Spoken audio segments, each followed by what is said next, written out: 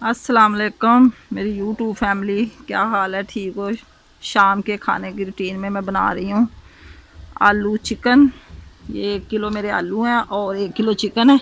ये 3 बड़े टमाटर हैं और ये अदरक, लहसुन, सब्ज़ मिर्च। ये लेमन का जूस निकाल के बाद में डालूँगी। और 4 बड़े प्याज लिए थे मैंने।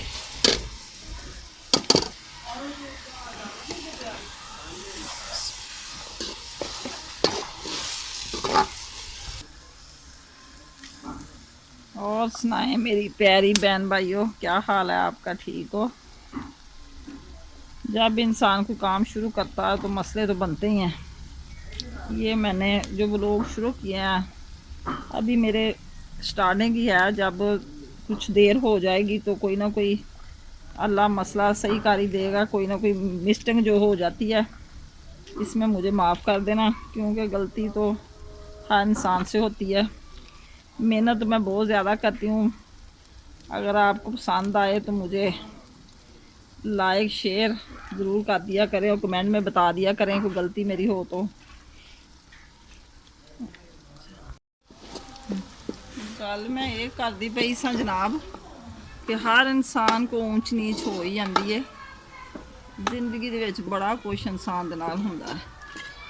कोई गल भुल जाती है, कोई याद रह जाती है, लेकिन इंसान नूं माफ़ करता है। ओदी गल नूं चढ़ाई करके ਉਹਨੂੰ आसमान के उपर लिजा के कुछ भी नहीं मिलता।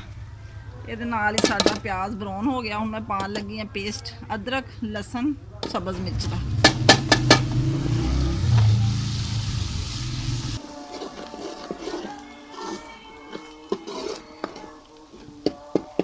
जिंदगी दे विच इंसान अच्छाई भुला दिंदा है तो बुराई बहुत याद रखता। जे किसी ने अच्छा वक्त गुजरिया होए वो भी इंसान नूं याद रखना चाहिए है कि मेरे वास्ते उन्हें माड़े टाइम ते इंसान मेरे काम आया सी ते मैं उन्होंने क्यों भुला दिता।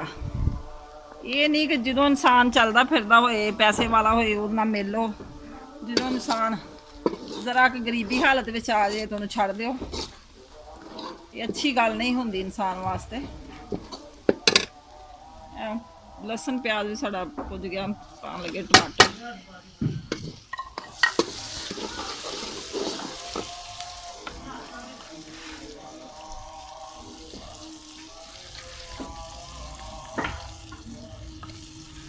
सब तो पहला रिश्ता हुंदा जे माँ बाप का। माँ बाप तो हुंदा जे बाद भैन भरावां दा। भैन भरा भी धोखा दे जान इंसान की जिंदगी कोई नहीं हुंदी। वक्त इंसान का गुजर ही जाता है, लेकिन वक्त दे विच अगर कोई गलती इंसान को हो जाए ना ओदी माफ़ी जरूर होंदी है। मुसलमान ही मुसलमान माफ़ कर दे। मुसलमान अगर पेट च कुफर रखे ना वो मुसलमान कोई नहीं। मैं तो उन्हें नहीं जे समझदी मुसलमान।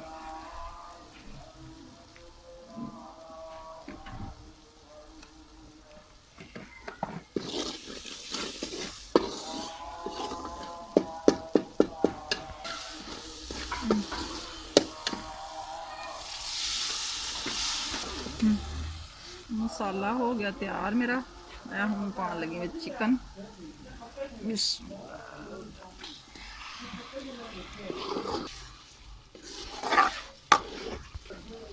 एक चम्मच मेरे को दही का सी, मैं चलो भी पा देना विच।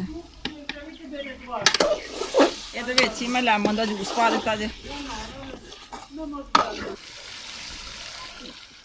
गल मैं ये पई करदी सा, कोई इंसान अमीर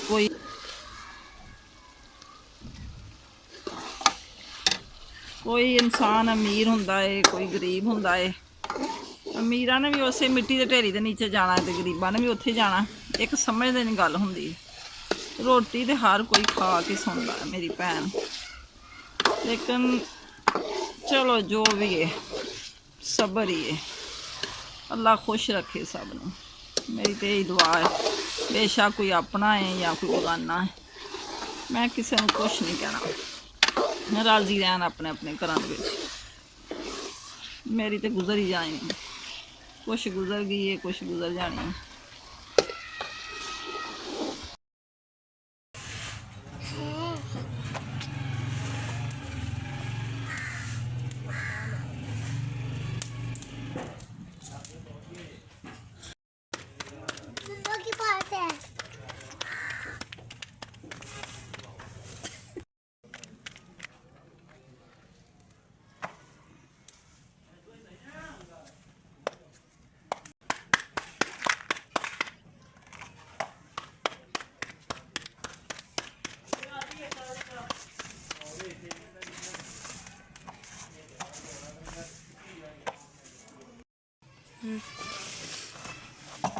ਰੋਟੀਆਂ ਬਣ ਗਈਆਂ ਨੇ ਮੇਰੀਆਂ। ਮੈਂ ਹੁਣ ਲੈ ਕੇ ਚੱਲੀ ਇਹਨਾਂ ਨੂੰ ਕਮਰੇ ਦੇ ਵਿੱਚ।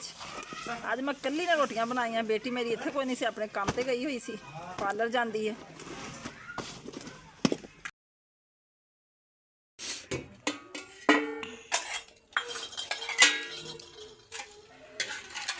ਚਲੋ ਜੀ, ਹਾਂਡੀ ਹੋ ਗਈ ਸਾਡੀ ਤਿਆਰ। ਅਸੀਂ ਹੁਣ ਖਾ ਲਈਏ ਖਾਣਾ। ਵੀਡੀਓ ਤਾਂ ਮੈਂ ਬੜੀ ਅੱਛੀ ਸ਼ੁਰੂ ਕੀਤੀ ਸੀ, ਲੇਕਿਨ ਥੋੜਾ ਜਿਹਾ ਵਿੱਚ ਮਸਲਾ ਬਣ ਗਿਆ। ਸਾਡੇ ਆ ਗਏ ਮਹਿਮਾਨ, ਜਿਹਦੇ ਵਿੱਚ ਅਸੀਂ ਵੀਡੀਓ ਅੱਧੇ ਰਾਹ 'ਚ ਸਾਡੀ ਕੱਟੀ ਗਈ ਹੈ। ਅਸੀਂ ਨਹੀਂ ਪੂਰੀ ਬਣਾ ਸਕੇ। ਇਨਸ਼ਾਅੱਲਾ ਤਾਲਾ ਦੁਬਾਰਾ ਜਿਹੜੀ ਵੀ ਬਣਾਵਾਂਗੇ ਅੱਛੇ ਤਰੀਕੇ ਨਾਲ ਬਣਾਵਾਂਗੇ। ਕੱਲ ਨੂੰ ਫਿਰ ਅੱਛੇ ਲਫ਼ਜ਼ਾਂ ਨਾਲ ਤੁਹਾਨੂੰ ਮਿਲਾਂਗੇ ਇਨਸ਼ਾਅੱਲਾ ਤਾਲਾ। ਅਸੀਂ ਹੁਣ ਖਾਣਾ ਖਾ ਲੈਂ, ਤੁਸੀਂ ਵੀ ਆਓ ਸਾਡੇ ਨਾਲ ਖਾਓ।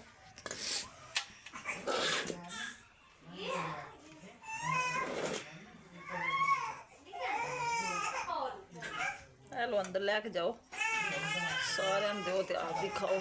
ਮੈਂ ਵੀ ਤੁਹਾਡੇ ਨਾਲ ਹੀ ਆਉਣੀ। ਇਹਦੇ ਨਾਲ ਹੀ ਸਾਨੂੰ ਦਿਓ ਇਜਾਜ਼ਤ। ਅੱਲਾ ਹਾਫਿਜ਼। ਖੁਸ਼ ਰਹੋ, ਆਬਾਦ ਰਹੋ, ਸਦਾ ਮੁਸਕਰਾਉਂਦੇ ਰਹੋ। ਅੱਲਾ ਹਾਫਿਜ਼।